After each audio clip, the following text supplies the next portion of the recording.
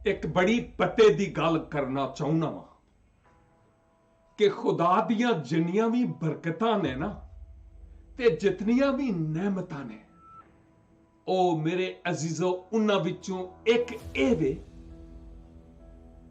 कि रब सानू सारियां साडियां दुआवां दे जवाब नहीं देंदा। समझ गए हो मेरे कहण दा की मतलब है? इसलिए कि कई इहो जिहियां दुआवां हुंदियां ने कि जे कदी उन्हां दे जवाब मिल जाण ते साडा पट्ठा बह जाए,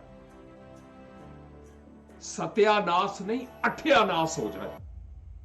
शुक्र होए कि ओ साडियां सारियां दुआवां दे जवाब नहीं देंदा। जिवें साडा मुंडा आखे अब्बा जी मैनू पिस्टल लैके दवो, तो तुहानू पता है अठ्यानाश होवेगा कि नहीं? असी नहीं लैके देंगे।